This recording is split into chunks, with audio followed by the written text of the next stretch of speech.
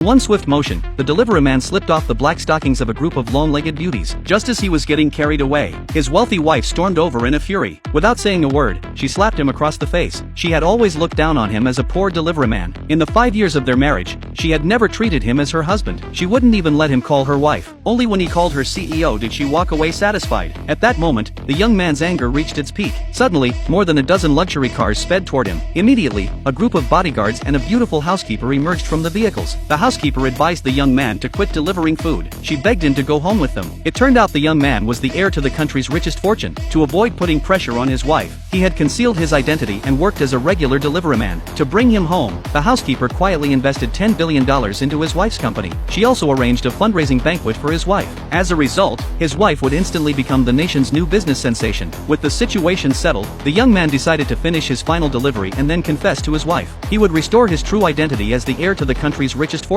But just as he was delivering that final order, a breathtaking beauty was waiting for him. She fell for him at first sight. She grabbed him and asked if he wanted a wife. If he did, she would marry him on the spot. As they stood in awkward silence, his wife's best friend, wearing a cheapao, suddenly appeared. Without saying a word, she tossed a divorce agreement at him. The young man looked completely baffled. He asked his friend what she was doing. She taunted that he was just a poor delivery man. Meanwhile, his wife was about to collaborate with the richest conglomerate and enter high society. Now their social statuses were worlds apart. She hoped he would face reality and sign the divorce papers quickly. He couldn't believe his wife could be so heartless. He insisted on speaking to his wife in person to find out the truth. The friend declared that her words represented his wife's wishes. She claimed that in just 5 years, his wife had taken the company from the brink of bankruptcy to its peak. She had won the favor of the Chamber of Commerce's president. The young man was just an uneducated, incapable delivery man. The friend believed he no longer deserved his wife. The young man didn't want to argue further with her. He planned to go home and ask his wife for clarification. At that moment, his wife stepped out of a luxury car. He immediately called,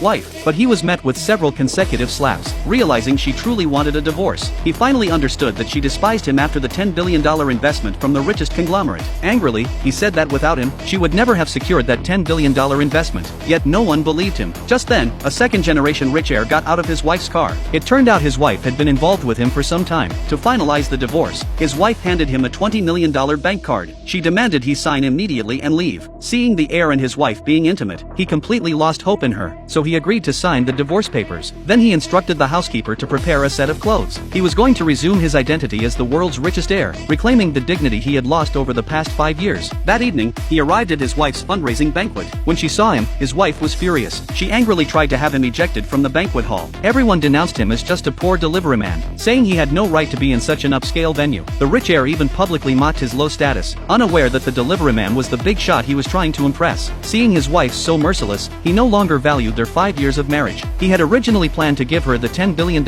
investment contract, but now it was unnecessary. In anger, he tore the contract to pieces on the spot. Seeing this, everyone assumed he was bluffing. They accused him of causing trouble. Then they demanded he kneel and kowtow to apologize immediately, or he would not be allowed to leave the banquet hall that night. Unexpectedly, in the next moment, his bodyguards and a dozen long-legged beauties walked in. They quickly changed him into new clothes. Then he took the head seat at the banquet. Everyone was stunned at the sight.